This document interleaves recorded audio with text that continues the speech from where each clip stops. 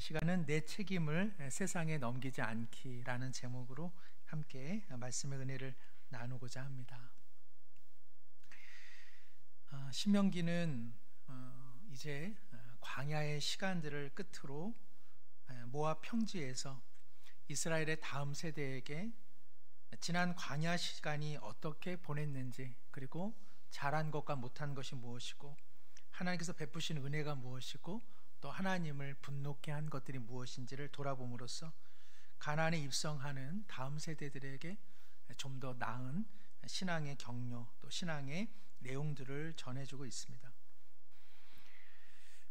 오늘 말씀 보시면은 30절에 29절에 세일에 거주하는 에서 자손 아르에 거주하는 모압 사람이 내게 행한 것 같이 하라, 이렇게 되어 있는데, 이 내용은 모세가 이 헤스본 왕 시온과 그 길을 통과할 때에 이전에 그 세일에 거주하는 에서 자손, 그러니까 에돔 족속이 우리를 해치지 않았다.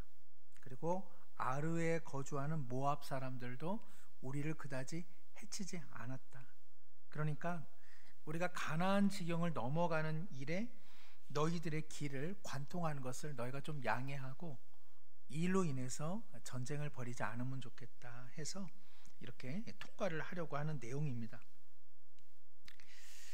29절에 보니까 사실은 그 내용이 그 2장 전체의 내용이기도 합니다. 하나님께서 이스라엘이 반역하여 광야길로 접어들었을 때에 그들이 맞닥뜨려야 했던 이민족이 누구였냐면 에돔, 그리고 또 그 아브라함의 조카인 이 롯의 그 후손이라고 할 수 있는 모압, 그리고 암몬 족속 등과 이렇게 불가피하게 만나는 일들이 있었습니다. 그런데 놀랍게도 하나님께서 이스라엘 민족을 향해서 광야에서 너희가 에돔하고 싸우지 말아라, 그리고 모압과 그리고 암몬과 구태여 싸우지 말아라, 그들에게 혹시나 너희들이 필요한 것이 있다면 돈을 주고 사서 너희들의 필요를 채울지언정 그것을 강탈하거나 너희가 하나님의 선민이라고 하는 이름으로 그 에돔, 모압 그리고 암몬을 진멸하거나 그들과 일부러 시비를 다투는 일을 해서는 안 된다, 이제 그렇게 이야기합니다. 우리가 생각하면 이렇게 하나님께서 이스라엘 백성을 애굽에서 구원하셨으니까, 뭐 애굽에서 구원하신 하나님이시면 최강인 그 나라에서 구원하신 거니까 암몬이나 에돔이나 그리고 이 모압이라고 하는 족속은 정말 뭐 그냥 초파리에 불과한 것이거든요. 우리 화장실에 어제 보니까는 파리가 돌아다니더라고요. 뭐 아침에 새벽에도 화장실 이야기하고 화장실 이야기를 자주 하는데 무슨 얘기하다가 어쨌든 정말 그냥 파리만도 못할 정도로 하나님께서 그들을 제압하시는 것이 전혀 어려운 일이 아닌데, 하나님께서 이스라엘 민족을 향해서 모압과 암몬과 그리고 에돔을 건드려서는 안 된다, 그렇게 말씀을 합니다. 이것이 우리에게 좀 시사하는 바가 있습니다. 우리가 이렇게 신앙생활을 하고 그리고 하나님을 잘 믿고 그리고 은혜를 받고 그리고 정말 하나님 뜻대로 거룩한 뜻대로 한번 살아보겠다라고 하면 세상이 호락호락하지 않다는 것을 우리가 더 발견하게 되고, 그 세상 사람들이 참 못됐다 이런 생각을 더 많이 하게 되는 것이죠. 정직하게 살면 살수록 사람들이 부정직하고, 내가 의롭게 살려고 하면 세상이 나를 조롱하니까 끝내는 무슨 생각이 드냐 하면은 저런 세상, 저런 불신자들은 하나님께서 한 번에 그냥 파리채로 파리 딱 때려버리는 것처럼 다 일소하고 다 없어져야 되지 않겠나, 그런 생각을 우리 은연중에 할 수 있다는 것입니다. 어떤 나쁜 사람을 보면 저도 사실은 그렇습니다. 저런 것들하고는 천국에서 안 만나니까 좋겠다. 하여튼 저것들은 그냥 하여튼 이제 불지옥에 들어가야 하는 게 마땅해, 뭐 이런 저도 그런 생각을 갖습니다만은, 우리가 성경을 읽고 또 하나님이 하시는 일들을 보면 그걸 그런 생각을 충분히 할 수 있습니다. 뭘 이스라엘 민족을 가나안 땅에다 집어넣을 필요가 뭐가 있습니까? 그 드넓은 그 에돔과 모압과 암몬이 차지하고 있는 땅을 딱하니 선물로 주면 될 것을 구태여 가나안 땅이라고 하는 곳으로 집어넣는 까닭이 무엇일까? 그런 생각을 하게 되는 것이죠. 그러나 하나님의 뜻은 다른 것입니다. 하나님께서는 이렇게 없애버리는 것, 우리로서는 저런 사람, 저런 것들, 저런 문제들은 일소에 다 없어지는 것으로 하나님의 어떤 능력, 그리고 우리의 삶에 어떤 응답을 주시겠다, 이런 생각을 하게 되는데 하나님은 그렇게 하지 않는 것을 보게 되는 것이죠. 고린도 후서 5장 17절에 그런즉 누구든지 그리스도 안에 있으면 새로운 피조물이라, 이전 것은 지나갔으니 보라 다 새 것이 되었도다, 이렇게 말씀하시는데, 우리가 새로운 피조물이 됐다라고 하는 것은 이전에 있었던 것은 그러면 다 무가치한 것이냐, 그것은 그냥 다 쓸어버리고 모든 것을 백지 속에서 하나님께서 새로운 인생으로 우리를 시작하게 하시느냐? 그렇지 않습니다. 우리가 이렇게 예수님을 믿으면 어제 나는 사라지나요? 어제 잘 먹었던 거 예수님 딱 믿고 아침에 일어나 보니까 입맛에 안 맞나요? 어제 먹었던 반찬 그냥 그대로 먹죠. 우리가 예수님을 믿으면 어디 다른 세상에 와 있나요? 우리 가족들이 달라져 있나요? 내 회사가 달라져 있나요? 내 일터가 달라져 있나요? 내 집이 달라져 있나요? 나의 기억이 다 사라졌나요? 그렇지 않습니다. 예수님을 믿는 사건, 예수님을 믿은 고백 외에는 사실 우리 삶에 아무것도 달라진 것 없습니다. 하나님께서 세상을 새롭게 하신다라고 하는 것은 이전의 세상을 다 부정하고 그것은 다 못된 거야 하고 다 쓸어버리는 것, 그렇게 하나님께서 세상을 그리고 우리를 새롭게 하지 않으신다는 것입니다.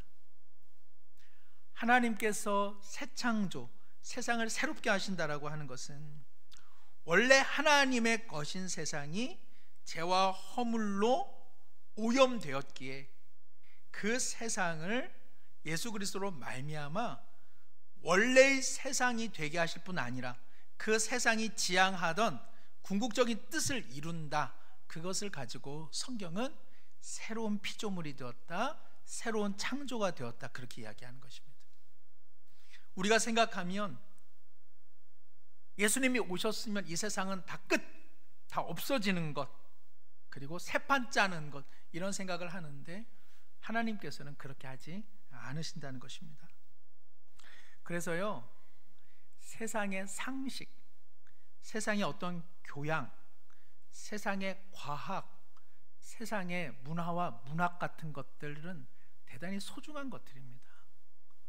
예수님을 딱 믿으면 텔레비 안 봐, 그러니까 안 하는 것으로 우리는 이제 신앙생활을 하죠. 없애버리는 거, 그리고 안 하는 거, 안 보는 거, 절연하는 것, 연락 안 받는 것, 절단하는 것, 이렇게 뭘 안 하는 것으로서 신앙생활을 하려는 경향성이 많습니다.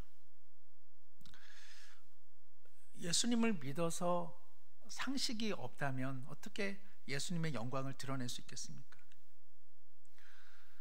하나님께서 만드신 세상은 그렇게 무질서하지 않습니다. 우리 믿는 기독교인들이 물론 과학에 있어서 진화론적인 많은 내용들이 있지만 과학을 무시할 수 없는 것입니다. 세상에 좋은 가사의 내용도 참 많이 있고 좋은 영화도 참 많이 있습니다.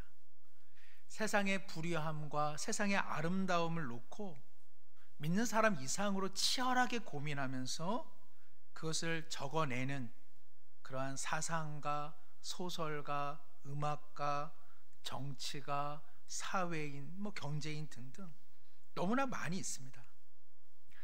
우리는 이렇게 하나님을 딱 믿으면 이렇게 우리가 으뜸이고, 그래서 다른 것들은 다 아무것도 아닌 것으로 이렇게 깔보거나 조롱하는 것은 하나님께서 만드신 세상, 그 세상의 원주인이 하나님이신데 그것은 하나님의 뜻을 모르는 상당히 편협한 기독교 사고관이라고 할 수 있습니다.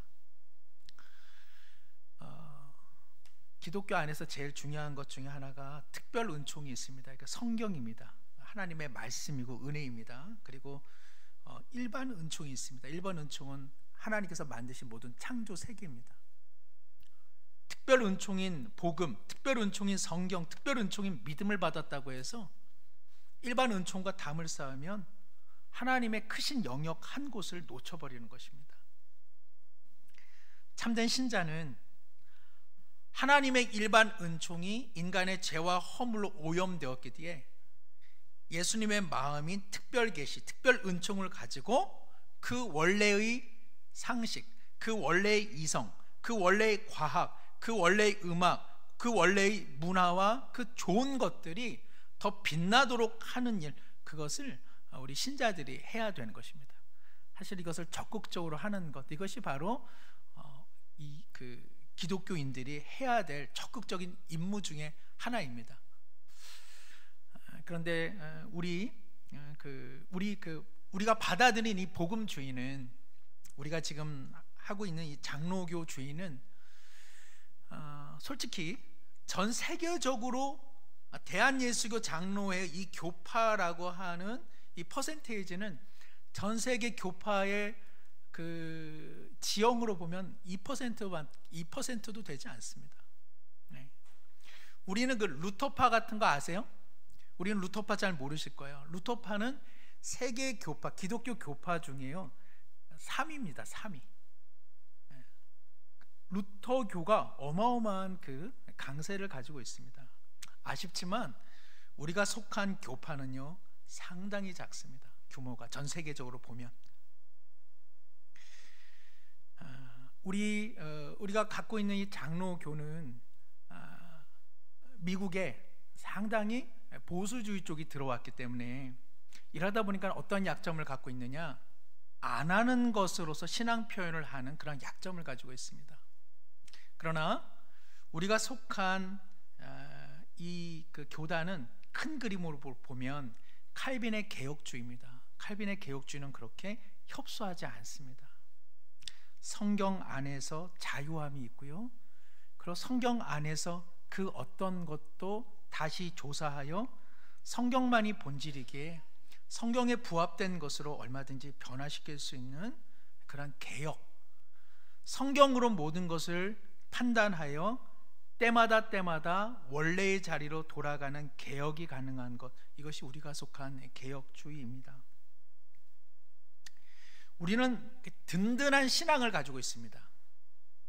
우리가 속한 우리 합동 측, 우리 교파는요 대단히 든든한 그 세계관과 성경 신학관을 가지고 있는데, 그런데 이것이 이렇게 교회 현장으로 돌아오면 대단히 협소해지고 세상에 대해서 부정적이고 안 하는 것, 안 만나는 것, 안 속하는 것.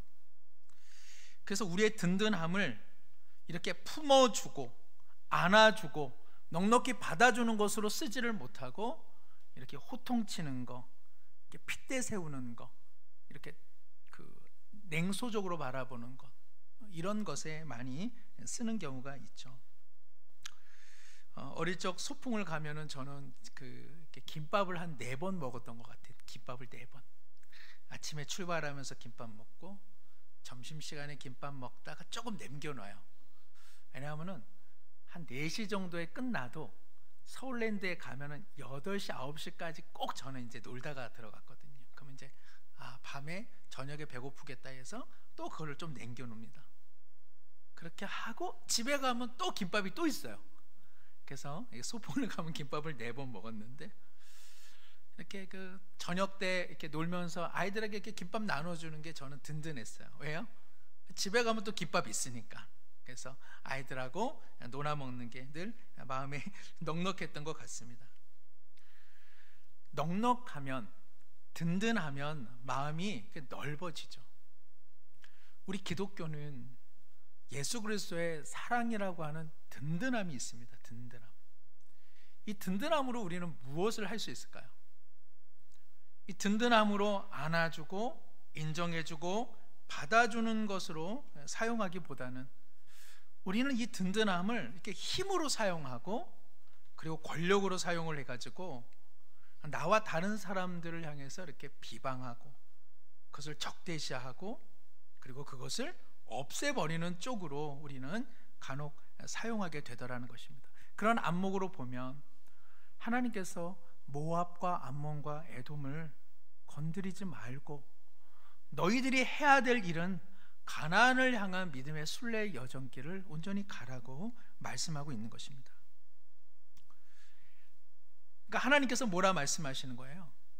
너희가 광야 인생길을 통과하여 너희가 가나안에 하나님 백성답게 살아가는 일에 있어서 에돔이 너희들에게 방해가 되지 않는다는 것입니다.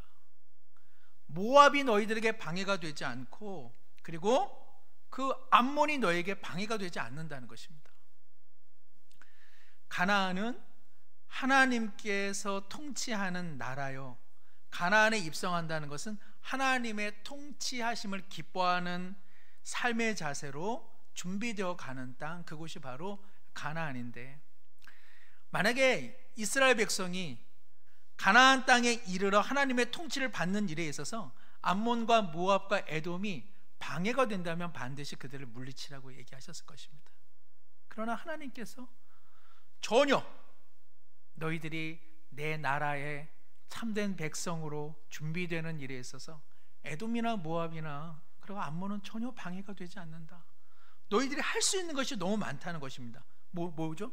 광야에서 하나님과 교제하고 하나님의 인도하심을 받고 여러 가지 삶의 어려움 속에서 하나님의 공급해 주시는 만나와 메추라기로 인하여 감사하고, 비록 40년의 불순종이라 할지라도 그때그때마다 너희들의 발이 부르트지 않도록 도우시는 하나님, 그 하나님과 교제를 나누는 데 있어서 전혀 부족함이 없음에도 불구하고 어떻습니까? 우리는 때때로 너무 세상의 모압, 세상의 암몬, 세상의 에돔에 그냥 우리 시선이 다 빼앗겨서 마치 우리 신앙이 요 정도인 까닭이 마치 저들 때문인 것처럼 그렇게 우리는 떠넘길 때가 너무 많지 않은가 하는 생각을 해보는 것이죠.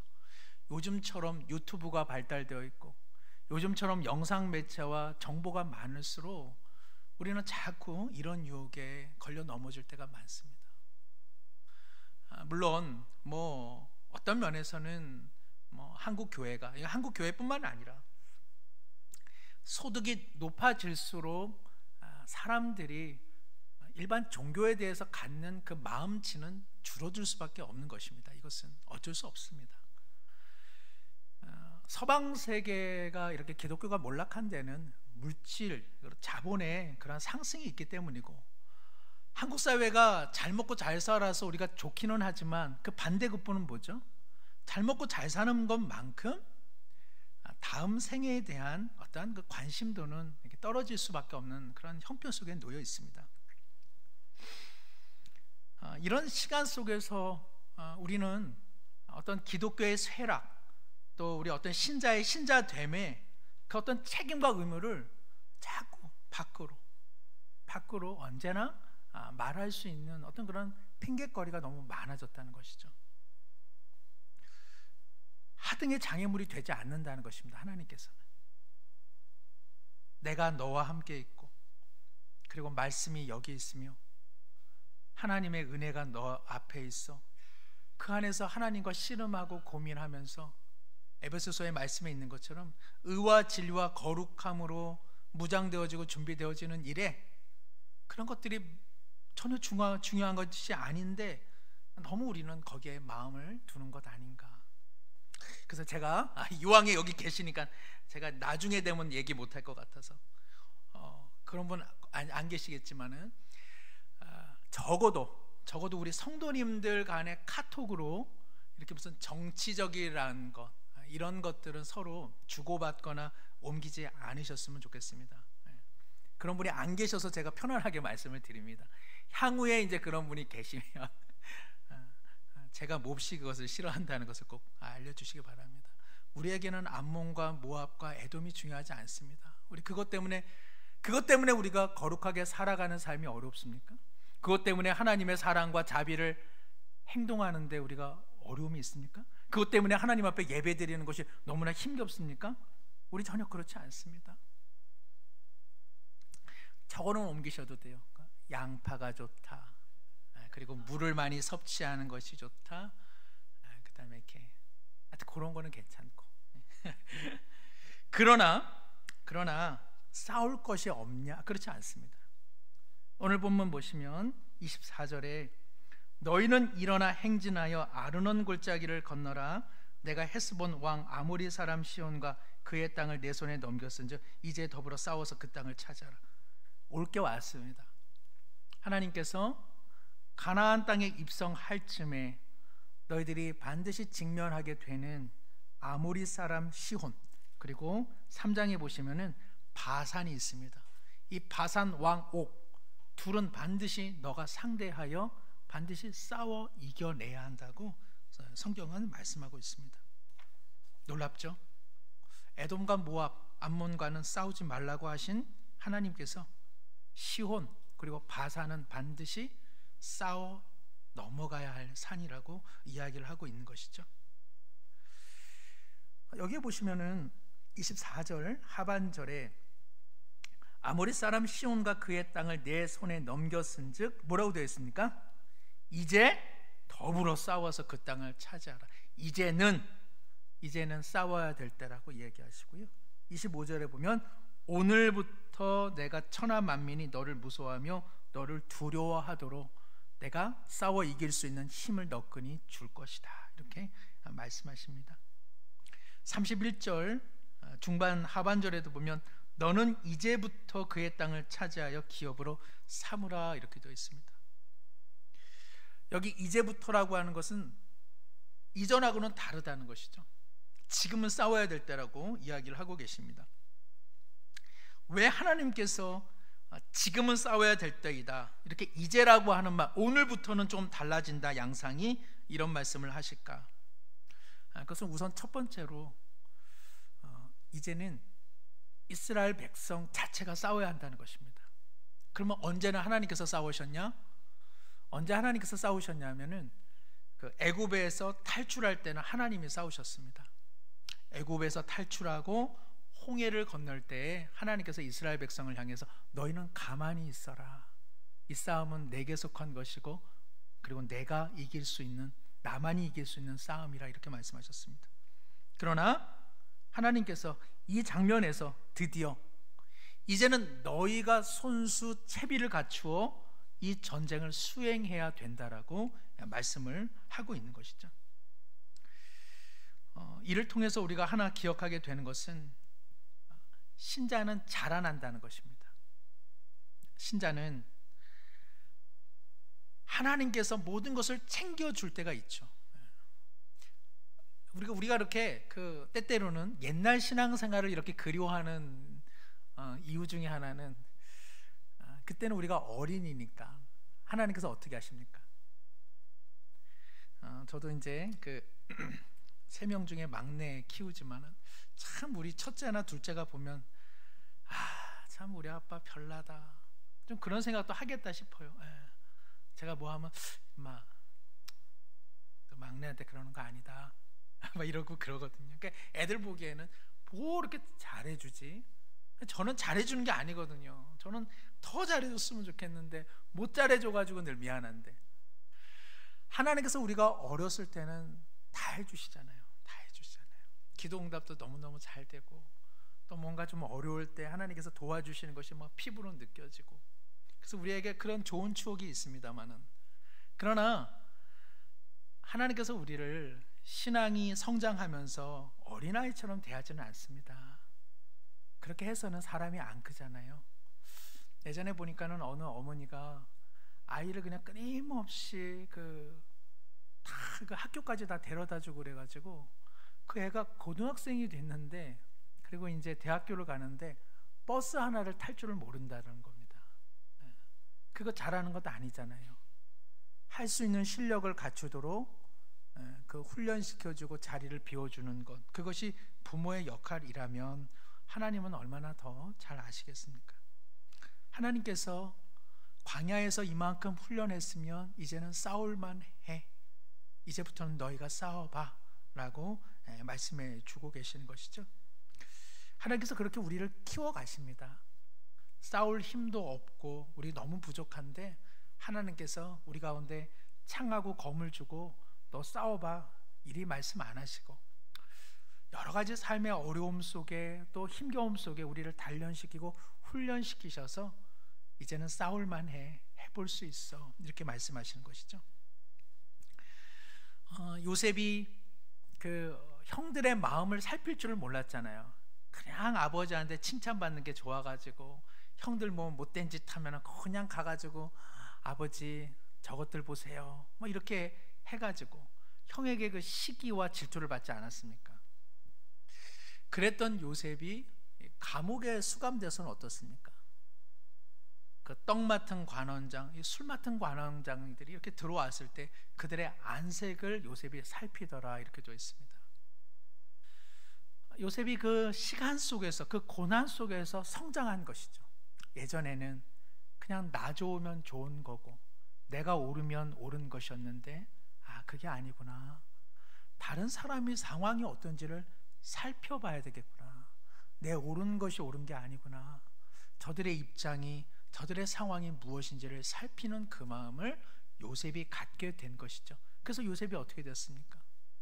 그렇게 하나님이 훈련시키셔서 애굽의 전 국토와 그 애굽의 시민들의 마음을 살필 수 있는 총리까지 하나님께서 세우지 않으셨습니까?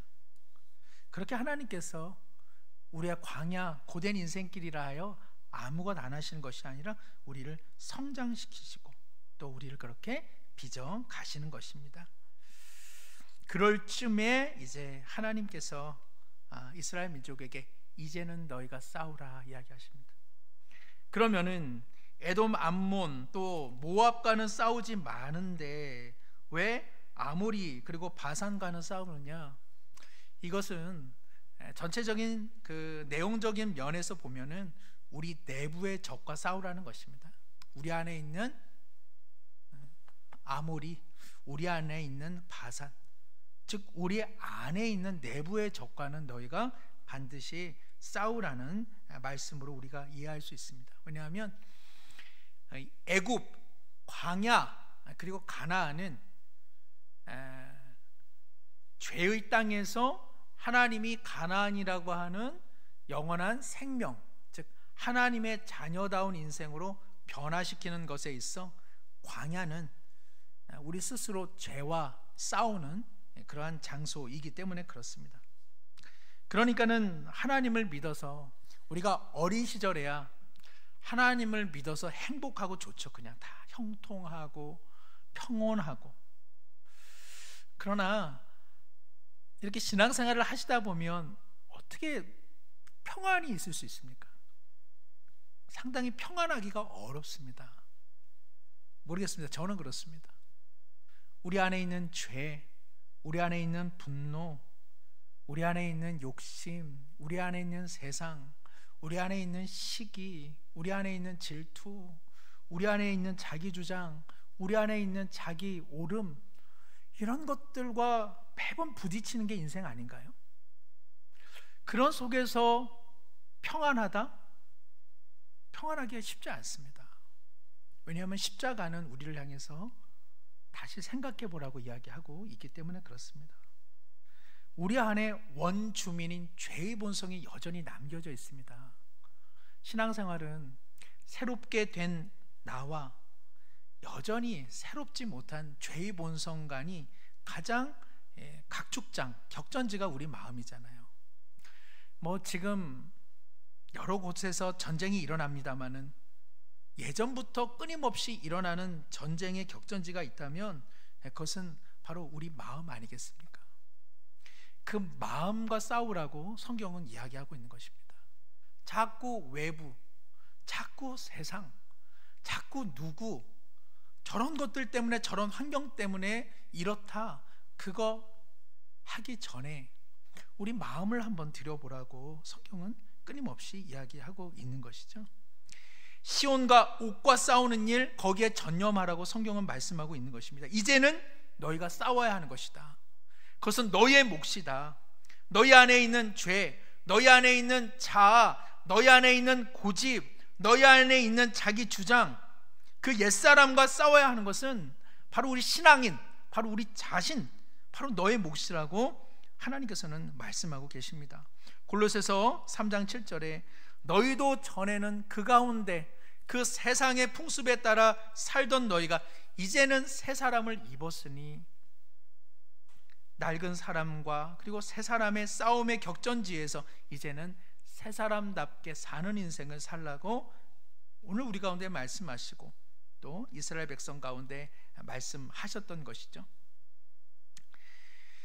여호수아 5장 이렇게 보면 이제 막 그 여호수아가 이제 그 이스라엘 그 가나안 땅으로 이제 막 들어가려 합니다. 이제 가나안 땅에 들어와서 여리고성을 딱 치려고 하는데 거기에 군대 장관이 나타나서 내 신을 벗으라.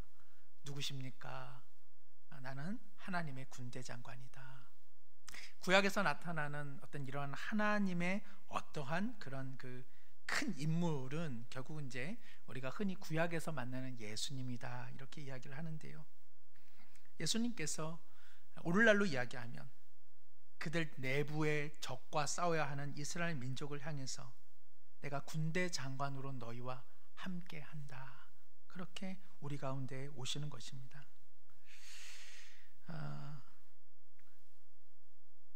우리의 삶에는 영원한 가나안 땅에 들어가기까지는 이 싸움이 늘 있습니다.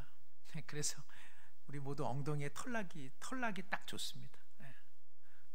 이렇게 좋아가지고 웃다가도 또 내 자신을 보면 또 울고, 내 자신을 또 보고 막 울다가도 또 우리 예수님의 십자가 보면 나 이미 승리했어 하고 또 웃기도 하고, 우리는 어찌 보면 하나님이 주시는 이런 평온함을 누리면서도 또 내 자신의 부족함으로 인해서 때때로는 오호라 참으로 이 죄와 사망에서 누가 구원할까 하는 탄식이 우리 안에 교차되고 있습니다. 그러나 그러한 싸움을 향해서 진군하는 이스라엘 백성을 향해서 예수님께서 하나님의 군대 장관으로 내가 너희들과 함께 할 것이다 하고 임해주지 않습니까? 그래서 우리의 이 전쟁은 두고 봐야 하는 전쟁이 아니라 무슨 전쟁입니까? 이미 이긴 전쟁입니다. 제가 몇 차례 말씀드렸지만은 저쪽 포천인가요? 딱 가는데 우리 부대는 이겨놓고 싸운다. 그게 되게 멋있더라고요. 이겨놓고 싸운다. 우리의 어떤 영적 싸움이라고 하는 것은 세상 탓하는 싸움이 아니라 내 내면의 지독한 자아와 싸우는 것인데, 이것은 마지막까지 가봐야 아는 싸움이 아니라 예수님께서 십자가에서 이미 이겨놓으시고 우리로 하여금 너 싸워봐, 준비가 됐어, 할 수 있어, 넘어져도 괜찮아, 일어난다, 그리고 다시 가보자, 이 은혜로 우리의 삶을 이끌어 가십니다. 이 시간에 함께 기도할 때 한번 같은 마음으로 기도하기 원합니다. 세상이 참 우리 신앙생활 괴롭히는 것 우리 모두 잘 알고 있습니다.